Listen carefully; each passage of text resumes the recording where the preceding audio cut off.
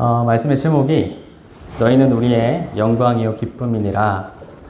오늘 말씀 본문에 나오는 걸 가지고 한번 정해 보았습니다. 너희는 우리의 영광이요 기쁨이니라. 바울이 지금 데살로니가 교인들을 향해서 가졌던 마음이자 고백의 그런 문구라고 할 수 있습니다. 여러분, 우리가 알고 있듯이 데살로니가 교회는 사도행전 17장에 이제 바울이 2차 전도 여행을 하던 중에 세워진 교회거든요. 그렇게 오랫동안 방문하지는 않았습니다. 근데 교회를 세웠죠. 근데 여러분, 이 데살로니가 교회는 그 당시에 이제 박해를 경험했던 교회였거든요. 어떤 종류의 박해였을까요? 또 누구로부터의 박해였을까요? 크게 두 종류의, 그리고 두 군대로부터 받는 박해라고 얘기할 수 있을 것 같아요. 첫 번째는 유대교로부터의 박해였습니다. 바울과 실라가 복음을 전할 때 많은 헬라인과 귀부인들과 또 많은 무리들이 예수를 믿었습니다. 그래서 유대교에서 그리스도를 믿는 종교로 개종을 한 것이죠. 근데 이제 유대교에 있던 사람들이 빠져나가기 시작하니까 시기가 생기는 겁니다. 질투가 생기는 겁니다. 우리 사람들을 데려다가 개종을 시키고 있는 바울과 실라가 안이꼽게 보였던 것이죠. 복음의 유통을 이제 방해하기 시작합니다. 바울의 일행을 잡아 가두려고 애를 쓰고 또 여러 가지 이제 문제들을 지적하면서 또 그리스도인이 된 사람들까지도 적대시하고 고발하고 법적인 대응을 하고 또 물리적인 폭행까지 가하게 되는 그런 스토리들이 성경에 나와 있습니다. 이런 이제 박해가 그들 가운데 있었던 것이죠. 자, 그러면 두 번째 부류, 두 번째는 어떤 대상으로부터의 박해였냐? 두 번째는 로마로부터의 박해였습니다. 제가 첫 번째로는 이제 유대교의 박해를 말씀드렸는데, 유대교의 박해가 이제 내부적인 그들 안에서의 박해라고 한다면, 두 번째 이 로마로부터의 박해는 외부적인 박해라고 할 수 있어요.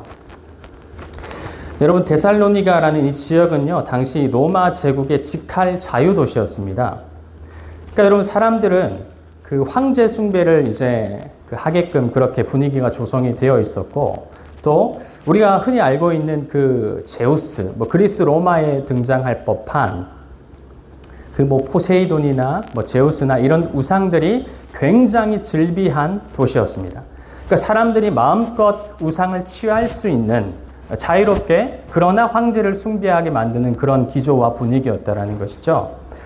그러니까 여러분, 그 가운데서 예수는 주이시다라는 걸 고백해야 되는 거예요. 여러분, 한번 생각해 보십시오. Jesus is my Lord 이렇게 얘기하는 게 그 당시 분위기 가운데 이게 쉽겠습니까? 모든 사람들은 다 어떻게 고백하죠? 가이사 is my Lord 이렇게 얘기하거든요. 그러니까 여러분, 분위기가 지금 정면으로 충돌하고 있는 겁니다. 예수는 주라고 얘기하는 아주 소수의 그리스도파와 전체를 장악하고 있는 가이사가 주다라고 고백하는 정면 충돌이 일어나고 있는 것이죠. 그러니까 여러분, 그리스도인들은 박해를 받을 수밖에 없는 환경이었어요. 억울한 누명을 많이 썼습니다. 더군다나 사회 경제적 불이익도 감내를 해야 했었는데, 그리스도를 믿었다라는 이유 하나만으로 그렇게 어려움이 많았던 시대였다는 것이죠.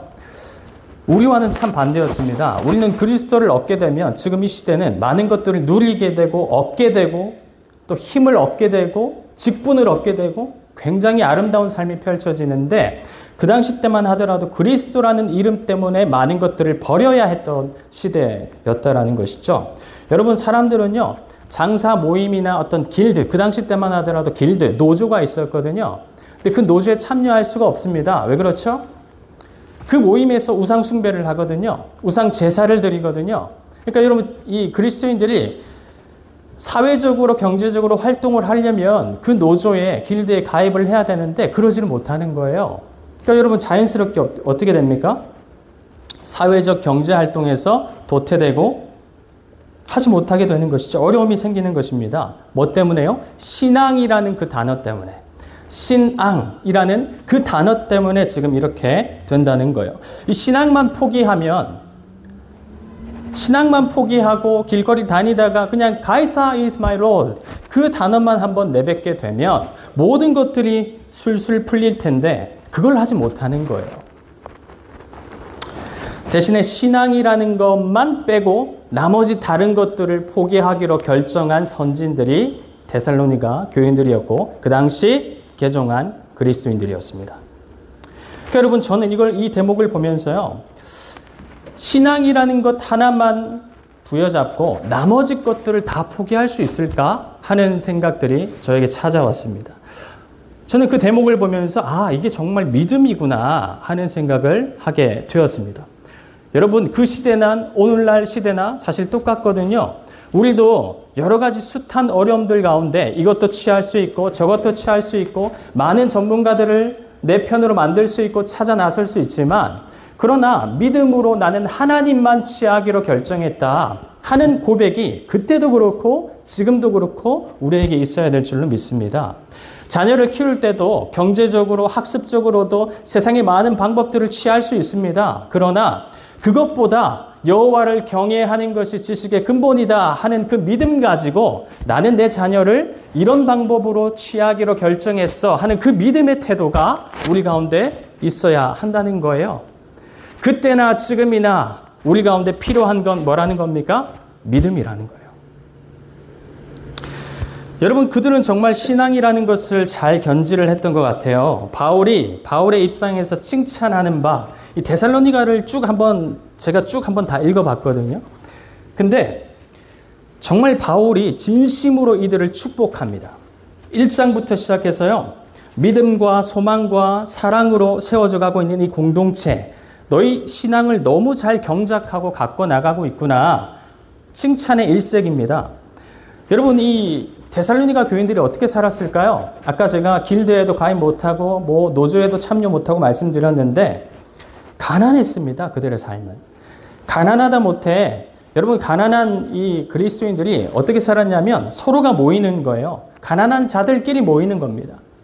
그러면서 이제 서로 떡을 나누고 또 서로 통용하고 공유하고 살피고 믿음 안에서 끌어주고 당겨주고 그러니까 소위 말하는 고난 중에 피어난 소망 있는 공동체가 그들의 삶이었어요. 마치 마가 다락방에 모인 첫 번째 교회의 모습처럼 말입니다. 여러분 이 모습을 전해 들은 바울이 얼마나 그 마음에 뿌듯했겠습니까?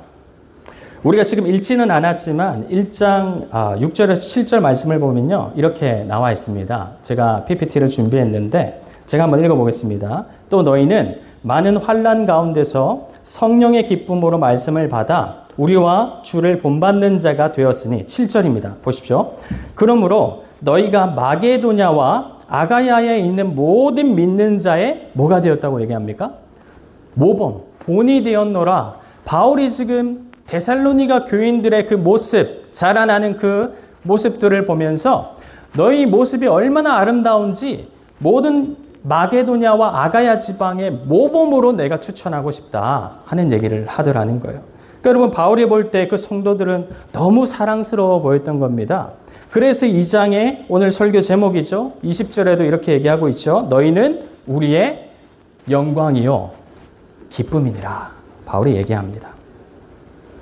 여러분에게는 이런 자랑할 만한 소위 내가 전도한 새신자, 성도들이 혹시 있으십니까?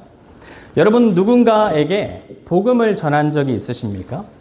이제 우리 곧 추수감사절인데 그때 우리가 믿지 않는 사람들을 초대하는 날이잖아요. 믿는 사람들을 데려다 놓으면 안 됩니다. 그죠? 믿지 않는 사람들을 데리고 와야 되는 것이죠. 근데 여러분 이들을 초대해서 뭘 하는 날일까요?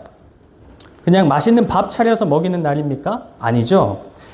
뭘 하는 날이냐면 예수를 그 마음 가운데 집어넣는 날입니다.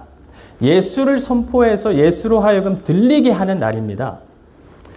그런 날이라는 거예요. 근데 여러분 어떤 사람들은 이 사람들을 전도할 때요. 예수를 전하지 않고 어떤 교회를 다녀봐라. 교회를 강조하고 교회의 건물됨을 자랑하는 성도들도 종종 있는 걸 보게 됩니다. 우리 교회가 어떤지 알아? 우리 교회 자가 건물이 있어.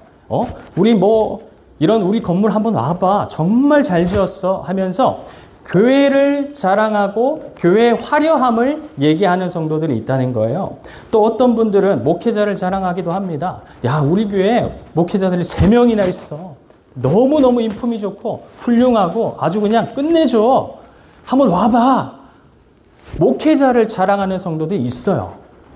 또 어떤 성도들은 교회 시스템이나 어떤 프로그램이나 재정 오면 헌금 안 해도 돼. 그만큼 우리 헌금 쌓여져 있어. 우리 시스템 너무 잘 갖춰져 있어. 실제로 여러분 이렇게 얘기하는 성도들이 한국에도 그렇고 아마 이 뉴질랜드 가운데서도 있을 수가 있겠죠. 근데 여러분 사실 이런 것들은요 언제 무너질지 모르는 것들입니다. 여러분 제가 지금 이 앞에서 설교하고 있지만 언제 여러분 앞에 석고대죄하면서 무릎을 꿇고 있는 탕자처럼 삶을 마무리할지 모르는 거예요. 저를 믿지 마셔야 되는 겁니다. 그죠? 목회자라고 해서 내세울 게 없다는 거예요. 여러분 우리는 뭘 자랑해야 될까요? 우리가 가진 모든 것들은 다 무너지는 것들이거든요. 교회 언제 무너질지 모릅니다. 교회 재정, 시스템 다 무너질 수 있습니다. 다 무너지는 것들을 우리가 자랑할 것이 아니라 우리가 자랑해야 할 것은 정말 성경에 가르친 대로 딱 하나밖에 없죠. 오직 예수 그리스도. 그분만 자랑하기로 우리는 예수 그리스도와 약속을 한 존재입니다. 언약을 한 존재죠. 내가 내 삶을 다하여서 그리스도를 드러내기로 그리스도와 약속한 존재가 성경의 우리라는 거예요. 여러분 인생 속에서 너무 많은 걸 하려고 하지 말고요. 반드시 해야 하는 걸 연습함이 우리 가운데 필요합니다.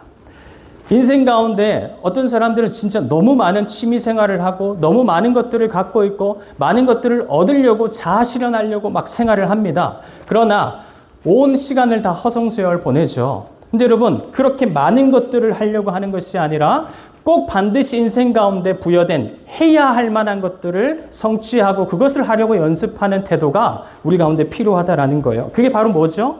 복음을 전하면서 살아가야 하는 그 사명입니다. 이게 우리의 존재 목적이자 그리스도를 만나서 계약한 목적이 바로 이것이기 때문에 그렇습니다. 여러분 한번 생각을 해볼까요? 만약에 내가 예수를 전했어요. 여러분이 예수를 전했습니다. 근데 그 사람이 만약에 저희 집에 이제 인도 사람이 들어왔거든요. 비어져 있었는데 그 인도 사람한테 제가 뭐 짧은 영어로 예수 믿어라. 예수가 너의 삶을 구원한다. 너의 집을 평안케 한다. 등등 복음을 전했습니다. 근데 그 인도 사람이 복음을 받아들였어요. 근데 아니야 다를까 복음을 들음에서 나잖아요. 예수 그리스도의 말씀으로부터 나잖아요. 그 말씀을 듣고 이제 내가 우리 집은 예수를 믿기로 했어. 교회를 나가야겠어. 열심히 교회를 알아보다가 교회까지 나가게 됩니다. 교회까지 나가는 것뿐만 아니라 학습을 받네요. 세례를 받게 됩니다.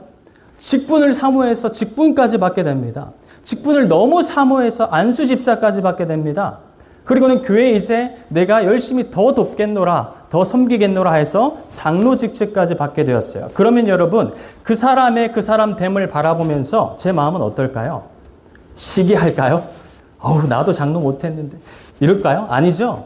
너무너무 행복하고 기쁠 겁니다. 생명이 그리스도께 돌아왔기 때문입니다.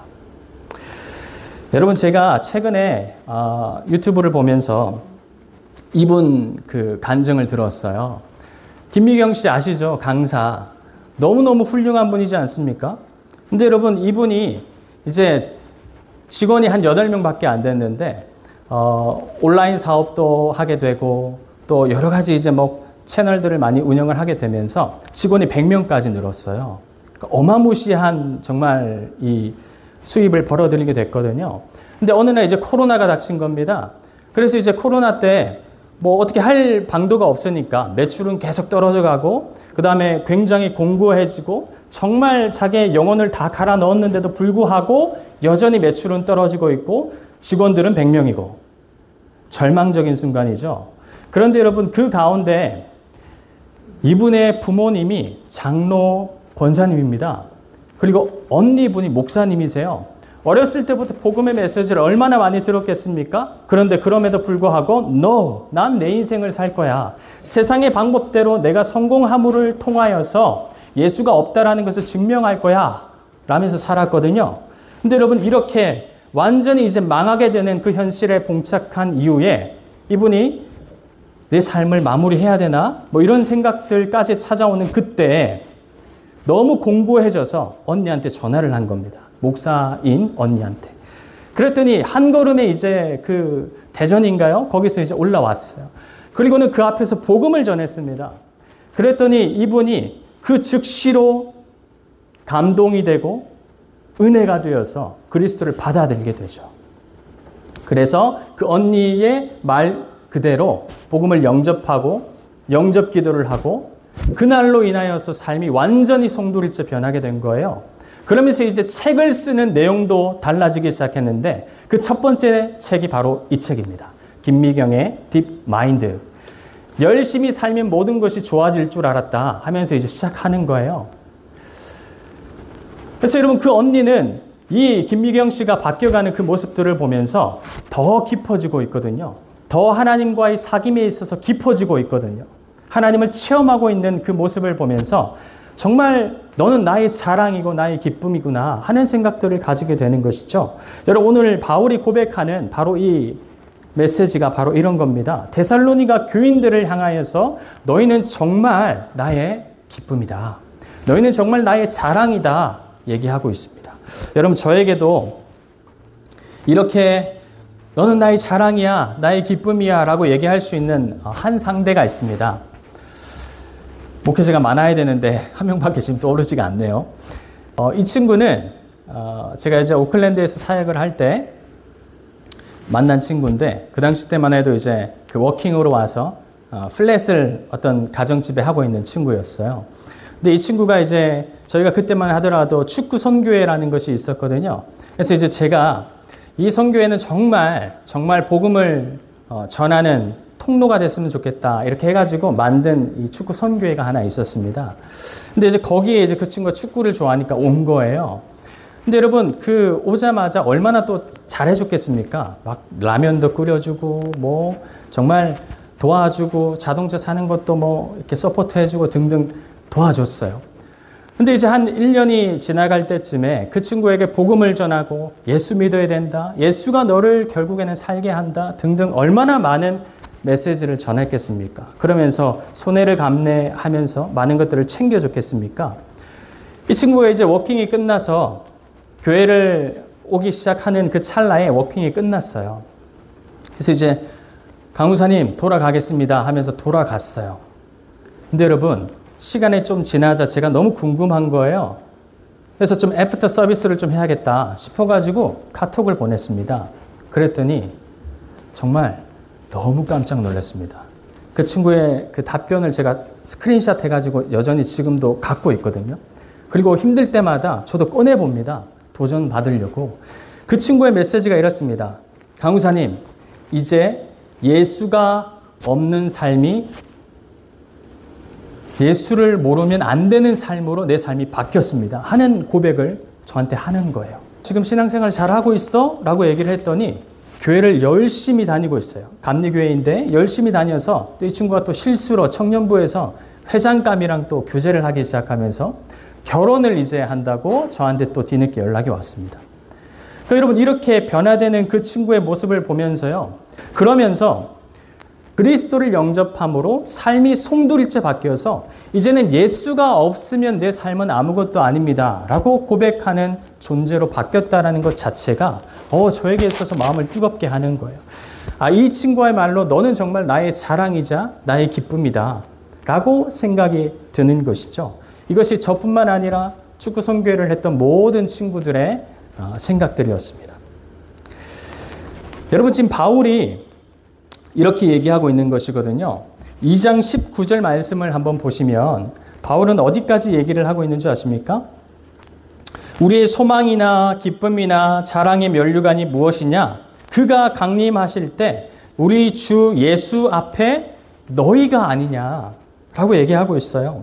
우리 주 예수께서 오실 때 그분 앞에서 우리의 희망이나 기쁨이나 자랑할 면류관이 무엇이겠습니까? 그것은 여러분이 아니겠습니까? 얘기합니다. 데살로니가 교인들이여 너희가 나에게 그런 존재이다 얘기하는 것이죠. 그러면서 너희 가운데 내가 디모데를 보내노라.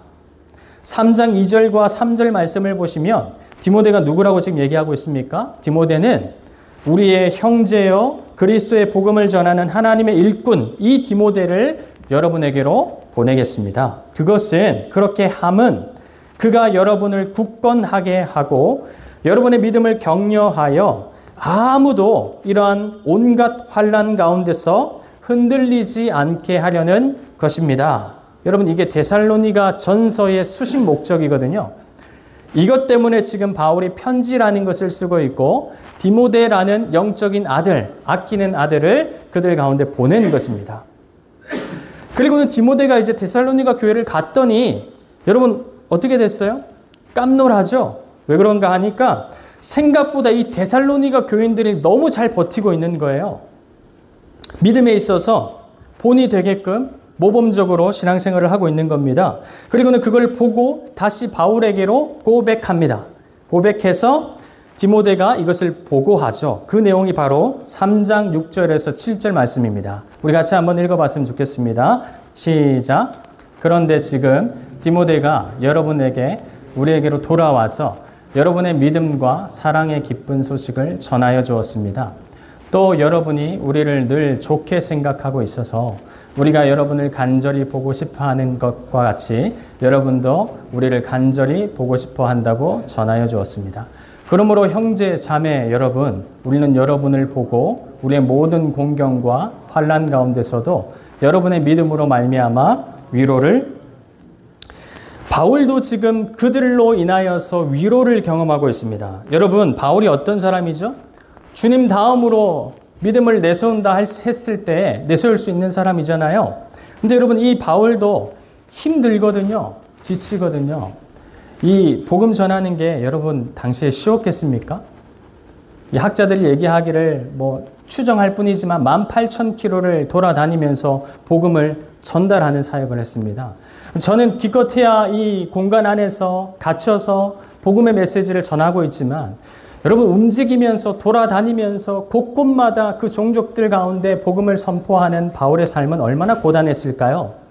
강도의 위협을 당하면서 또 돌맞음을 당하면서 온갖 조롱을 다 받으면서 견디면서 살아갔던 그의 삶 얼마나 힘들겠습니까? 근데 여러분 이 바울도 위로받을 만한 공간이 필요한데 그 위로를 지금 누구로부터 취하고 있습니까? 내가 세운 데살로니가 교인들로부터 위로를 지금 경험하고 있는 거예요. 그들이 그리스도 안에서 서로 연결된 공동체라는 것을 바울은 지금 목도하고 느끼고 있는 것입니다. 여러분 저는 서로가 서로에게 위로를 받고 도전하는 이 공동체, 저는 이것이 교회의 연합이라고 믿습니다.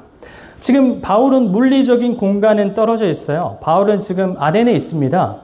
근데 여러분 물리적인 공간은 떨어져 있지만서도 서로가 그리스도 안에서 연결되어 있기 때문에 그 안에서 위로요, 격려요, 서로 간의 도전을 받을 수 있게 되는 거예요. 마치 여러분 아바타의 촉수를 꽂게 되면 그 촉수로 인하여서 모든 아바타들이 다 연결되듯이 우리 또한 그리스도에게 갖다 대기만 하면 모든 교회가 서로가 다 연합할 수 있게 되는 것처럼 말입니다. 여러분 교회에서는 사람들이 이렇게 얘기합니다. 설교 단상에서도 많이 들어보셨을 텐데 교회 안에서는 비교하지 마십시오. 이런 얘기 들어보셨을 겁니다. 비교하지 말라라고 가르치죠. 능력에 있어서. 저 사람 능력이 다르고 이 사람 능력이 다를 터인데 비교하면 끝이 없습니다. 어떤 재능에 있어서 저 사람은 저런 기타를 잘 치는 달란트가 있고 저 사람은 피아노를 잘 치는 달란트가 있는데 서로 비견해 가면서 서로 비교하지 마십시오. 얘기할 수 있습니다. 재정에 있어서는 더하죠. 저 사람 연봉이 얼마래? 저 사람 어떤 직업을 갖고 있는 줄 알아? 라면서 스스로 막 주눅을 들게 되기도 하고 그러면서 이제 서로 비교하지 말라라고 얘기합니다. 왜냐하면 세상적인 이 비교 의식은 해악적이기 때문에 그렇습니다.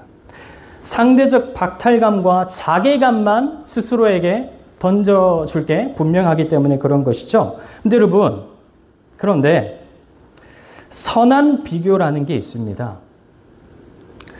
들어보셨습니까? 이 고 옥하는 목사님 아시죠?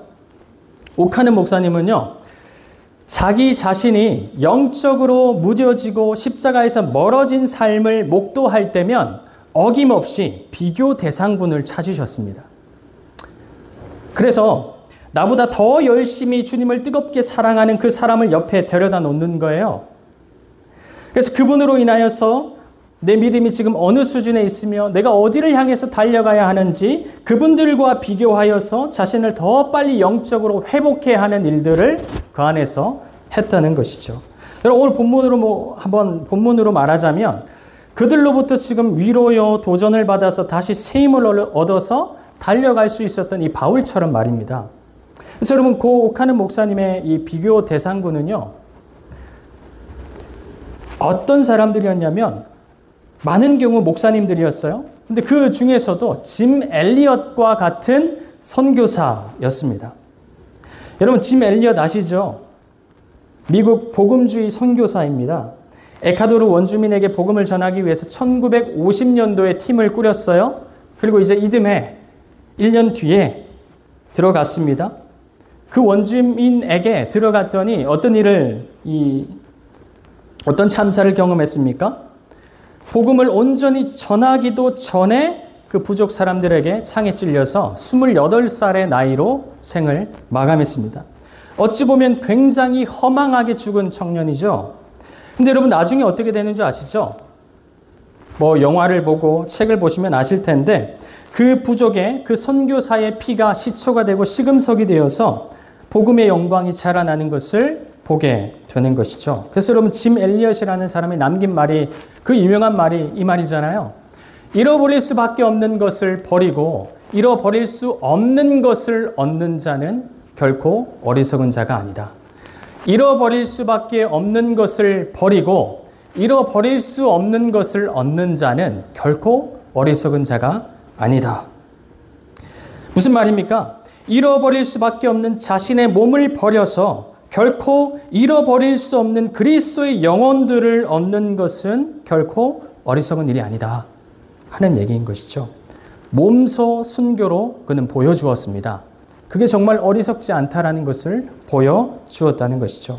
여러분 이 내용으로 옥하는 목사님이 설교 단상에서 종종 탄식을 쏟아내면서 하셨던 고백들이 있어요. 이 지금 어린 선교사도 이렇게 주님을 뜨겁게 사랑하여서 28살의 그 청년의 나이로 팀을 꾸려서 에콰도르로 떠나고 그 안에서 창을 맞아서 순교하게 되고 죽게 되었는데 나는 지금 뭘 하고 있나? 나는 수많은 사람들의 칭찬을 받는다는 거예요. 우리 목사님 설교 잘한다. 우리 목사님 사랑의 교회를 세웠다. 교회 사이즈가 커져가고 있다. 의전을 또 얼마나 잘해주겠습니까? 교회 초청받아서 가면은 난리가 나는 거예요. 목사님 이거 잡숴보세요. 목사님 이거 좋은 자동차 타세요. 좋은 평수로 옮기세요. 이런 것들을 경험하는 자신들의 모습을, 자기의 모습을 보면서 탄식을 쏟아내면서 나는 내 신앙은 어디로 가고 있나 하는 것들을 성도들 앞에서 고백하셨습니다. 단상에서 그렇게 고백하시더라는 거예요. 이게 옥하는 목사님이 취한 선한 비교 대상군이었습니다. 여러분에게도 이런 선한 비교군이 많아졌으면 좋겠습니다. 교회 밖에서뿐만 아니라 교회 안에서도 말할 수 없는 장로님은 집사님은 저에게 있어서 말할 수 없는 기쁨이자 영광입니다. 라고 고백할 수 있는 비교군들이 많아지시기를 축복합니다.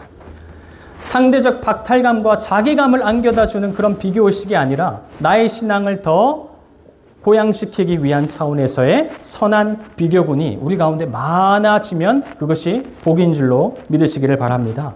저에게 있어서 그런 비교군은요, 우리 목사님들이겠죠. 목사님들을 통하여서 정말 선한 영향력들을 많이 경험하고 있습니다. 그분들의 겸손함과 또 사역의 열심과 이런 것들을 보게 되는 것이죠. 또 최근에 저에게 있어서의 선한 비교군은 우리 사랑나라 교사들입니다. 구시드 교사들. 제가 왜 비교 대상이 되냐면 제가 뭔가를 부탁하면 한 번도 노를 하지 않으세요. 목사님의 뜻이 맞는 것 같아요. 그대로 하겠습니다. 목사님 정말 좋은 생각인 것 같습니다. 목사님 제가 어디까지 도와드리면 될까요? 요것도 할까요? 어려운 일이 생기면은 서로 나서서 이거 제가 감당하겠습니다. 저희 가운데 윤지숙 권사님과 또 김수진 권사님 계시잖아요. 솔선수범해서 정말 필요한 그 일에 있어서 본인들이 나서서 하려고 하는 모습들이 있으시거든요. 제가 그걸 이제 지켜보면서 이 부분은 정말 내가 너무 닮아야 하는 부분이구나 하는 생각들을 정말 많이 가지게 됩니다. 선한 비교 대상군이라는 거예요. 교회 안에서도 너희는 나의 자랑이요 기쁨이 되는 이 대상군들이 우리 가운데 정말 많아지기를 진심으로 축복합니다. 교회 공동체는 이런 면에서 정말 중요하다라고 얘기할 수 있습니다. 교회는 건물이 아니라 사람이라는 얘기를 들어보셨을 겁니다. 이 말은 사람과 사람이 그리스도 안에서 연합되어 있음을 말해주는 표현이기도 하거니와 또한 교회가 건물이 아니라 사람이라는 이 말은 건물로서의 교회의 기능은 이제 큰 의미가 없다라는 뜻이기도 합니다. 말하자면 교회 건물은 그 당시 때는 이스라엘 그 당시 때는 성전이라고 불렀지만 저희는 지금 교회당, 예배당이라고 부르지 않습니까? 여러분 이 교회 건물은 그저 하나님 나라의 전초 기지, 그러니까 베이스 캠프 역할 정도만 그 기능만 한다라는 거예요. 무슨 말이냐면 교회 건물을 자랑할 게 하나도 없다는 겁니다. 남유다, 지금 우리가 이 바벨론의 망하는 스토리들을 바라보고 있지만 또 성전 재건축하는 것들을 우리가 배우고 있지 않습니까? 알아가고 있는데 그 당시 때만 하더라도 백성들 가운데 그런 신앙이 있었잖아요. 소위 성전 신앙. 그러니까 성전만 세워지면 성전이 나를 거룩하게 할 거다 하는 그런 생각들이 버젓이 있었는데 여러분 그거 제대로 된 신앙이 아니라는 것을 에스라를 통해서 우리가 지금 확인받고 있지 않습니까? 너희 마음 가운데 있는 성전 가운데 말씀을 두라 하는 게 에스라가 지금 하고 있는 역할이잖아요. 그러니까 여러분 교회 건물은 어디까지나 그 기능적인 역할이 거기에 머문다라는 거예요. 시스템을 자랑할 것이 하나도 없습니다. 우리는 건물 안에서의 교회에 머물면서 하나님의 영광에 취해서 그것만 받아먹기 위해서 모인 존재들이 아니기 때문에 그렇습니다. 여러분 주님도 베드로에게 말씀하셨잖아요. 마태복음 17장에 보면은 변화산 사건이 나옵니다. 베드로가 영광스럽게 변화되어가는 그 예수님의 얼굴과 몸을 바라보면서 너무 감격해서 얘기하는 게 뭐죠?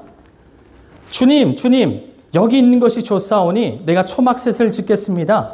하나는 주를 위하여, 하나는 모세를 위하여, 하나는 엘리야를 위하여 짓겠습니다. 얘기하죠. 여러분 무슨 뜻일까요? 영광스러운 순간이 너무나도 감격스럽고 좋아서 지금 여기에 우리가 머물면서 여기에 교회를 세우고 우리끼리 영광스럽게 살자 하는 베드로의 고백이었어요. 근데 여러분 주님이 뭐라고 말씀하셨는지 아시죠? 산 아래로 내려가야 된다 말씀하셨습니다. 고난과 십자가의 길을 내가 걸어가야 된다 말씀하셨어요. 여기에 머물러 있자 말씀하시지 않으셨습니다. 신앙이라는 것은 현실 도피가 아니라 세상 속에서 이어져야 하는 사역이기 때문에 그렇습니다. 그러니까 여러분 교회 사명도 마찬가지이거든요. 우리가 여기에 모여가지고 뭘 하려고 모이는 게 아닙니다. 뭘 분주하게 뭘 만들어내려고 주님 좀 기쁘시게 한번 해보려고 분주함을 떨기 위해서 모이는 게 아니라는 거예요. 건물로서의 공간에 갇혀 있으면 결코 되지 않습니다. 그저 머물러만 있으면 안 된다라는 얘기를 전달드리는 것입니다. 예배당은 어떤 곳일까요? 예배당은 여기 자체에서부터 어떤 신비한 영광스러움이 창출되는 것이 아닙니다. 신기하고 신비한 것들이 이 교회 건물로부터 주어지는 것이 아니라는 거예요. 여러분, 우리는 여기에 들어와서요. 예배의 검과 그러니까 말씀의 검과 총을 장착하고 말씀이라는 총알을 장착하러 들어온 전초 기지로서의 역할을 오늘날 예배당이 하고 있습니다. 그러니까 말씀이라는 총알을 채운 뒤에 우리는 다시 어디로 가죠? 세상의 전쟁터로 나가는 거예요. 여기서 분주하게 뭘 하는 게 아니라 주방 봉사하는 것이 아니라 직분을 얻어내려고 막 시간과 물질을 쓰려고 분주함을 떠는 것이 아니라 온 시간과 물질을 다 쓰면 안 된다라는 것이죠. 정작 세상에서 부르신 그 목적을 수행하지 못하는 일이 결단코 일어나서는 안 된다 하는 말씀을 드리고 있는 것입니다. 그래서 여러분 우리가 주일날에 예배로 모이잖아요. 예배로 모입니다. 예배하기 위해서 예배 공동체로 모이죠. 근데 여러분 예배는 왜 드리는 걸까요? 하나님을 위해서요? 하나님을 위해서 드리죠. 그러나 반대로 사람을 위해서 드리는 겁니다. 예배를 통하여서 우리 말씀 안에서 위로를 얻습니다. 힘을 얻죠. 그리고는 다시 말씀의 총알을 장착하기 위해서 예배를 드리는 것이죠. 예배를 통해서 우리는 전투하고 들어온 그 전우들을 목도하고 바라보게 됩니다. 아, 저분이 세상 속에서 굉장히 복음을 위해서 열심히 있게 살아내다가 총알을 다 소진하고 말씀을 다 소진하고 너무 고난스럽고 힘들어서 저렇게 처벅처벅 교회에 들어오고 계시는구나. 눈빛을 보면서 아는 거예요. 아, 우리 엄마 아빠들이 자녀를 하나님의 말씀 안에서 한번 먹여보려고 고생해가면서 말씀을 전하다가 정말 뼈저리게 너무 힘든 고난 가운데서 시간을 보내다가 예배당에 유모차를 끌고 들어오고 있는구나. 눈빛을 바라보면서 우리는 그것을 읽을 수 있는 것이죠. 그러니까 서로 도전하는 공간이 교회이고 예배를 통하여서 우리는 그 재충전을 하고 난 이후에 다시 세상으로 나가는 것입니다. 세상으로 나가는 것이 목적입니다. 교회에 모이는 것이 목적이 아닙니다. 세상을 복되게 하라고 주님이 우리를 부르셨기 때문이라는 거예요. 여러분, 우리는 이것을 꼭 기억하셔야 합니다. 주님은 교회에서 복음 전도자로 살려고 말씀하지 않으셨거든요. 세상에서 복음 전도자로 살라고 우리를 부르셨습니다. 이것이 우리의 소명이라는 거예요. 물론 여러분 교회 안에서 당신은 나의 영광이요 나의 기쁨입니다 라고 고백할 만한 전우들이 있으면 너무나도 값진 일이겠죠. 그러나 그 근본 세상에서 그런 자를 얻으라고 하나님은 그 사도들을 보내셨고 또한 우리 가운데 우리를 보내고 계시는 것입니다. 그래서 여러분 PPT를 보시면 헬라어로 보내다라는 단어가 있거든요. 이 단어는 헬라어로 아포스텔로라는 단어인데요. 이것은 곧 사명을 주어서 보내다라는 말입니다. 근데 여러분 이 단어에서 사도, 아포스토로스 이 단어가 나왔음을 볼 수가 있죠. 그리고 주님이 우리를 또한 보내실 때는 사명을 주어서 보내는 그 사도들처럼 우리를 이 세상 가운데 보내고 계시다라는 거예요. 사명을 주어 보낸 자들답게 사명을 이어나갈 목적이 우리에게 있다 하는 것입니다. 여러분 제가 우리 전도주의를 앞두고 이렇게 전도에 대한 말씀, 너희는 나의 자랑이다, 우리 밖에서 이렇게 전도하면서 삽시다 등등 얘기를 하는 이 메시지가 전도를 해오라는 어떤 압박을 드리기 위해서 여러분들 가운데 드리는 말씀이 아닙니다.